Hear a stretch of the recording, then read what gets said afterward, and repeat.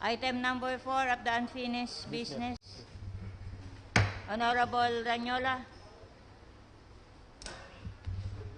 Is here with us. He can best explain the budget for the Peña Francia festivities.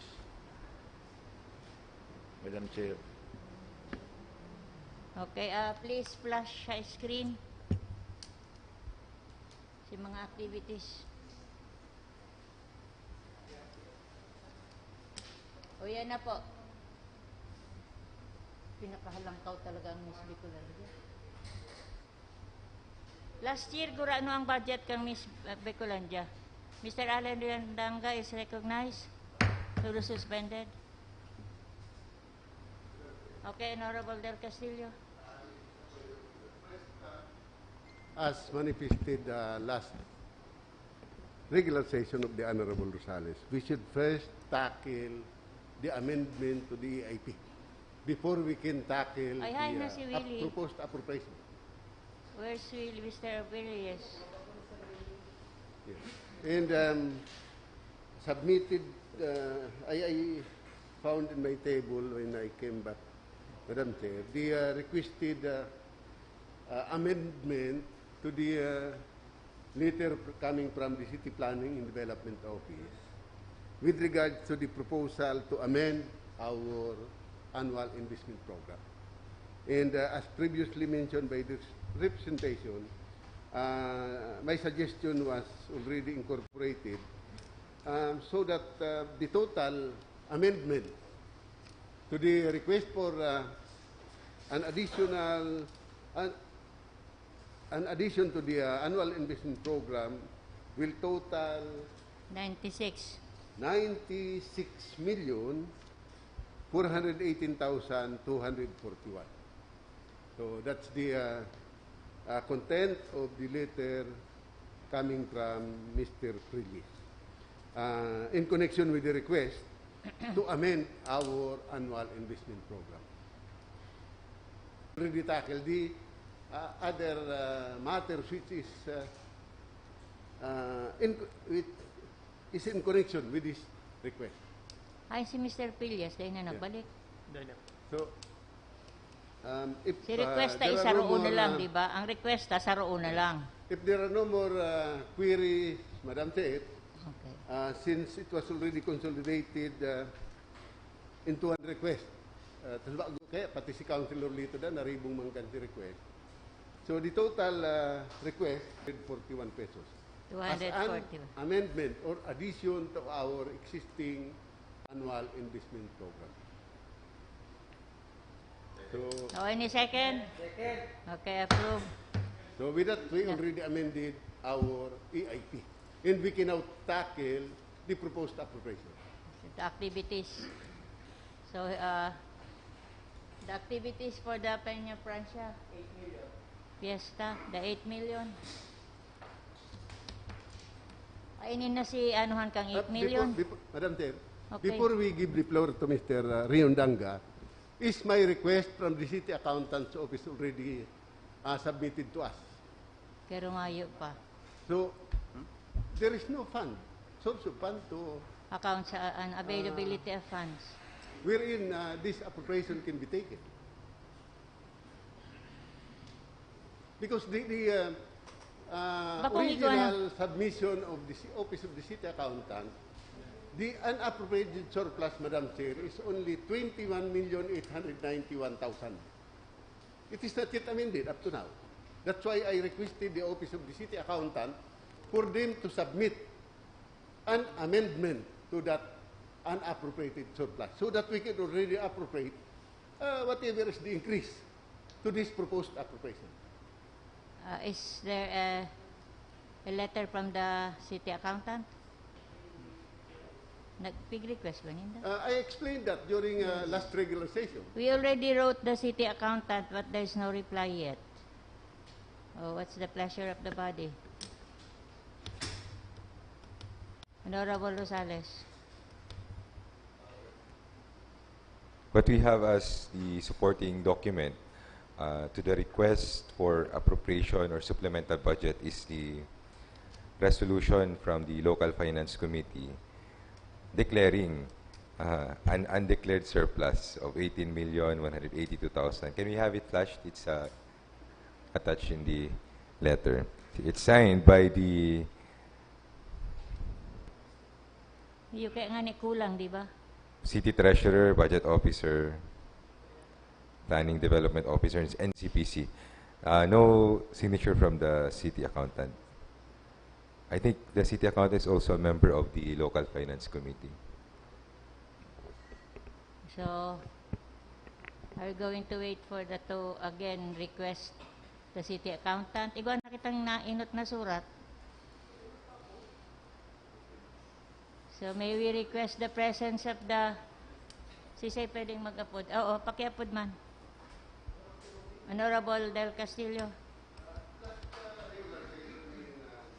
That was around. I already told him that they should submit to the Sangguniang Panlungsod so that we could already utilize this supposed amount of 18 million pesos. In the mere fact that the city accountant doesn't attach her signature in the certification, it's just confirmed that there is no such thing as undeclared surplus. It should be declared. Because if it is an undeclared surplus, we cannot use it. Baka yun eh. Baka yun na eh. Paki ano mo daw, pakihiling mo, pahiling ki ano. Pwedeng pahiling ki body baka yun na yan. Ayun na yan, oh. Yun ang sa general fund. 18 man lang, baga ang surplus. The declaration was from the Local Finance Committee.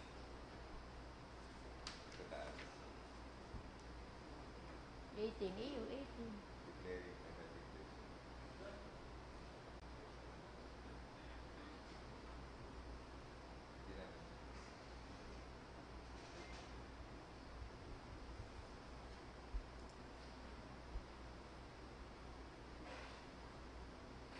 $40 million cash surplus.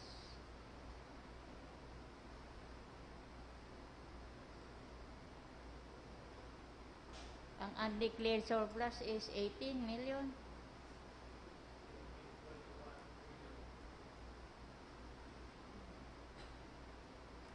Ang 2021, ang 21. Ang balance is 18 million 182. Tama na ito. Ayan, iyo. Undeclared surplus, 18.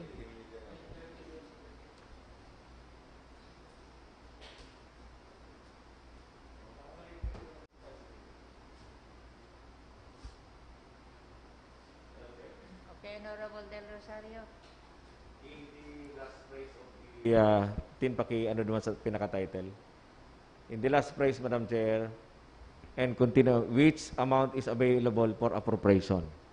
So we are being assured that we have this 18 million. Sa last price kang resolution, last sentence, last price, which amount is available for appropriation. So I think, Madam Chair, and tin pagibaba si Petsa kan sorry sinda nagpass kaning resolution ani June 30, 2022. I think, Madam Chair, we can now proceed with this. I think I don't see any other lacking document for us to not to act on this request, Madam Chair. Thank you.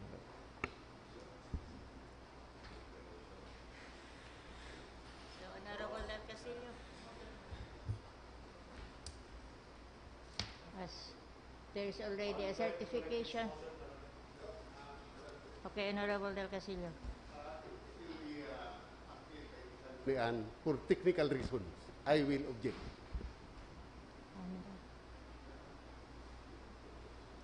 Okay, Honorable Rosales. Madam Chair, may we ask the Honorable Del Castillo what document is lacking for us to pursue? Although, based, Madam Chair, local government code, there should have been a certification from the city treasurer as to the availability of funds based on savings, which is, in this case, the 18 million from the surplus. Kaya lang nakapirma na kay Madam Chair si City Treasurer Local DP, baka pwede na. Oo, nakapirma naman si treasurer, si accountant. Unless lang eh. may ibang document, Madam Chair, being asked by the... Nakapirma na ang treasurer. Pati budget officer and may certification from the city accountant. Yan si Ruby. Perhaps this certification.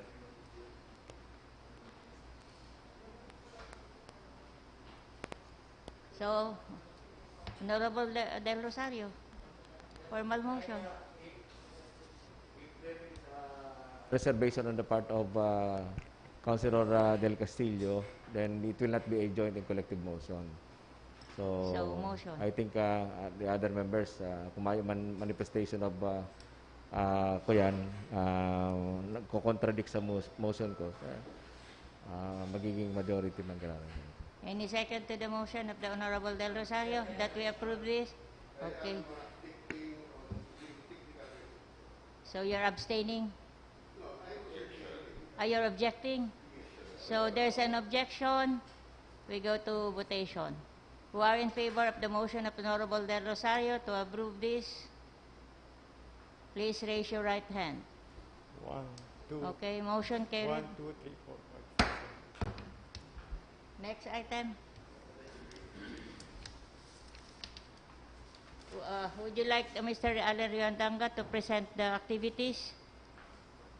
No more? Day naman. Paki-flash girare itong pig-submit ni Ellen. Okay, Honorable Del Castillo.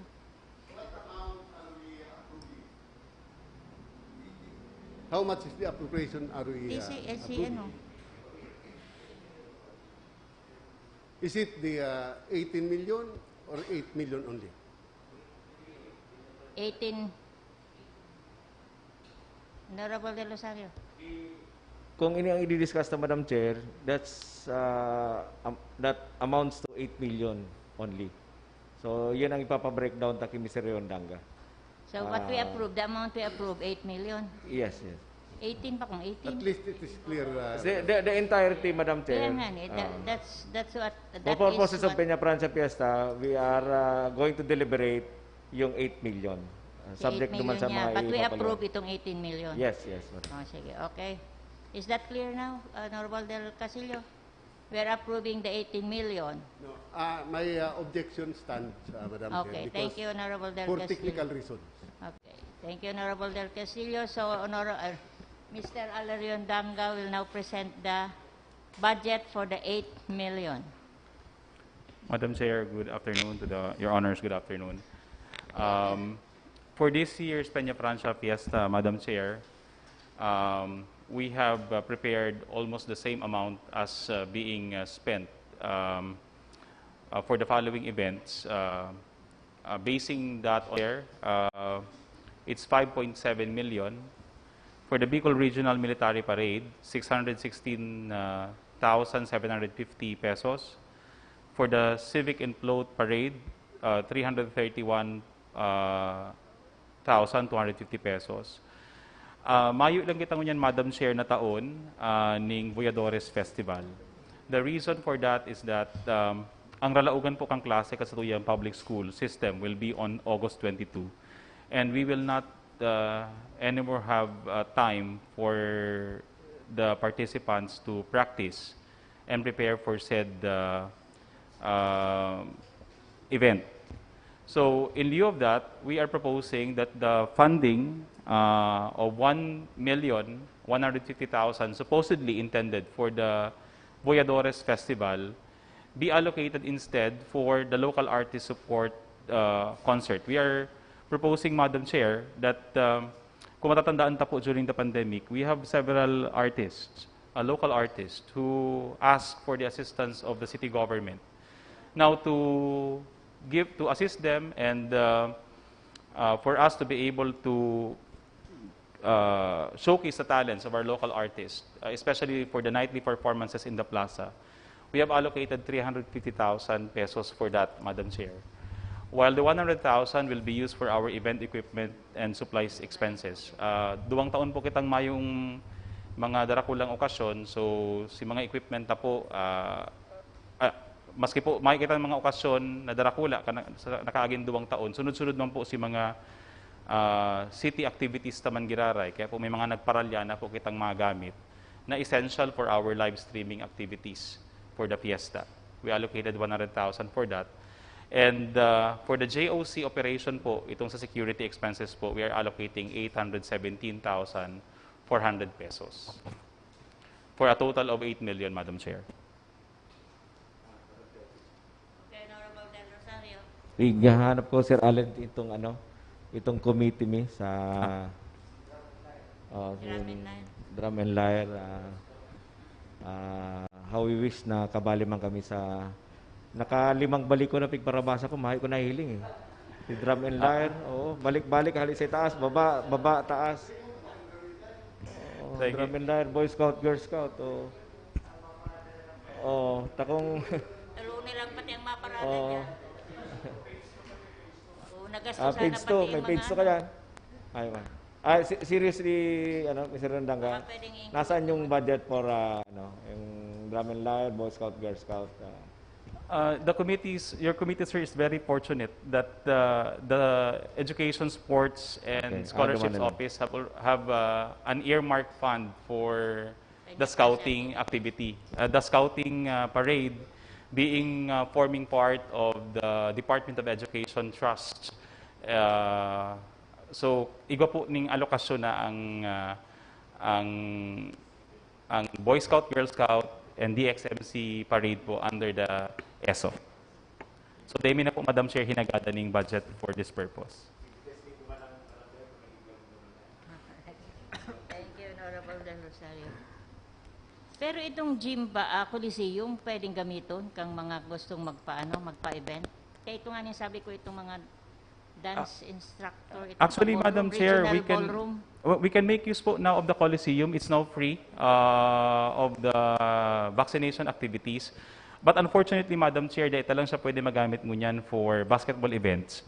Because when we check si flooring, ito pong middle part, kang flooring, nadanyaran po katong pagparauran giraray and nagbukbuk giraray sa ibaba. So kay puan po itong i-repair giraray. Pero I don't know, nagsabi sa ko itong mga ballroom instructor na dumaninda sa Coliseum. Siguro nagrani na sa imo da siya. Right now, Madam Chair, dahil pa po kami nag-consider katong mga ibang mga private activities, considering, Madam Chair, na especially po kung naghahagad po sa tuya ning financial assistance. Pero free use lang. Po. Kung si use po, Madam Chair, of the activities, tatamanyoin lang po si mga nakaschedule. Siguro sound system or po. yan. Pero no other, ang sabi ninda mayo sindang, Yes po, Madam Chair. Nagkataon lang po, Madam Chair, na naglalag lang po kitang allocation dahil igwaman po kay kitang, daw po para paano po ngunyan, igwa naman po kitang confirmed sponsors na signify man na maggamit ng mga facilities ta. So, prioritize mo lang, Madam Chair, si use of sponsors. Pero, as we speak, will be used po duman sa contingency funds ta, dyan sa kakulangan na budget na 8 million. Okay. Honorable Del Rosario.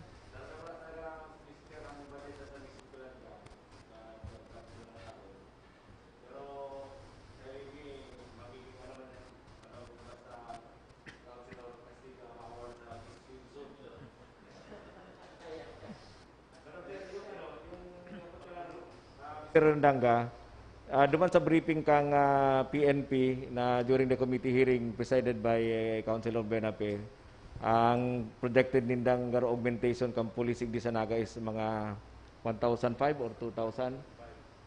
Kabali na ba dyan sa GOC and security expenses ang food allocation ninda? Yes, Madam Chair, kabali na po sa 817. We computed po yan based on the historical expenses of the JOC. For 2017, 2018, and 2019, we're spending po 600,000 pesos for the food allocation of the augmentation forces. Sinagiging manera lang po kaya, Madam Chair, kaya nakakatipid kita sa security is that pag-turnover na sa end si kwarta, sinda na po ang naguruluto. Kaya na ma-maximize si allocation kan sa tuya pong mga nasa security forces. And the rest of the remaining budget po will be used for the operations of the JOC sa iba po na mga coordination meetings and si mismo pong pagpadalagan kan mga okasyon. Okay, any other query? Maya na. So, thank you, Honorable Del Castillo. To be put this on record, as far as the other activities concerned, I have no quarrel about it, but I have only one reservation. We are still in the pandemic stage. The pandemic has not yet been lifted. So I have a reservation on that 5 million which will be spent for Miss Bigulanja for this year. But for succeeding years, I have no problem with that. Thank you, Madam Chair. Just put the record. Thank you, Honorable Del Castillo. Your comment is noted in the records of the minutes. Any other questions or clarification from Mr. Allen Riondanga? None? Okay. Rules are resumed. Next item. Thank you, Mr. Riondanga.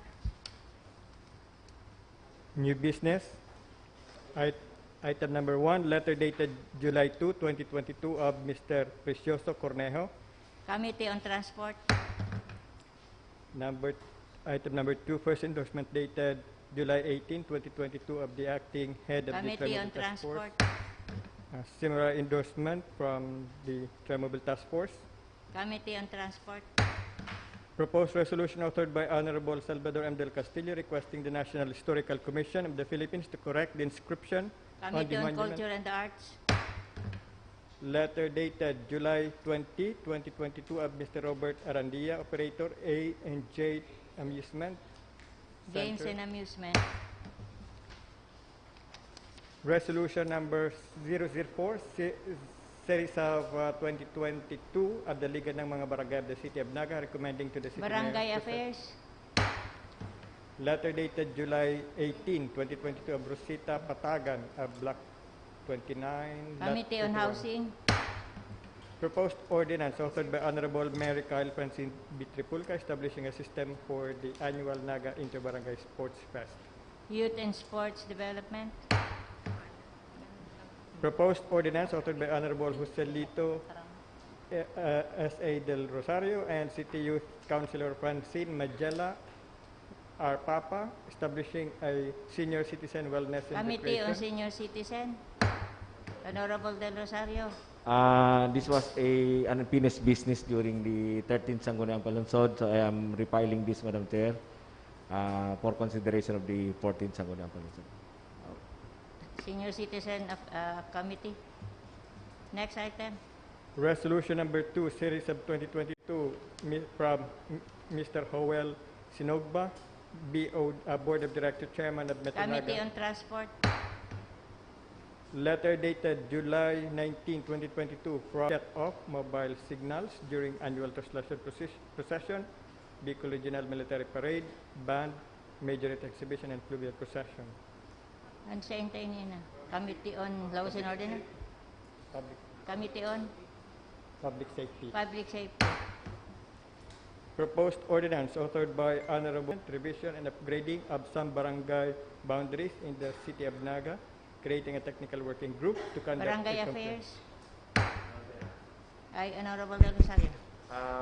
I wish, Madam Chair, that during the committee hearing of the Barangay Affairs Committee, which will handle this proposed ordinance, should be treated with urgency because of the need to establish yung appropriate boundaries ng mga barangays. For example, Liboton and Peñaprancia, San Felipe and Calawag.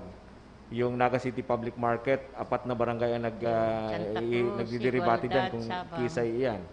So yun po yan ang intent kang ordinance na pig-author ni Councilor Maria Corazon Pijaplon. Thank you, Madam Chair. So, the Chair of the Committee on Barangay Affairs should have the committee hearing as soon as possible. Next item. Proposed ordinance authored by Honorable Melvin Ramon G. Buenafe, an ordinance implementing the road clearing of all illegal constructions, structures, and obstruction from public roads, roadsides, street sides, and their public passageways, and incorporating relevant provisions of Ordinance Number Public 96 safety. Carnaval. Letter dated July 20, 2022 of Mr. Nelson M. Ribanal applying for permit to put up a carnival. Games and amusement. Letter dated July 21, 2022 of Honorable R.J.R. R. Palmores, Chairman on Committee on Transportation, PWD. Barangay Igualdad, Renewal. Transport ini. Ano bigay? Si franchise. Okay, transport.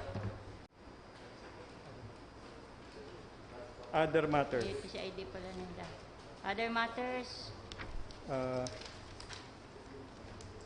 A letter from the District Engineer of the Department of Public Works and Highways, 3rd Engineer District, dated Noted. July 20. Next item.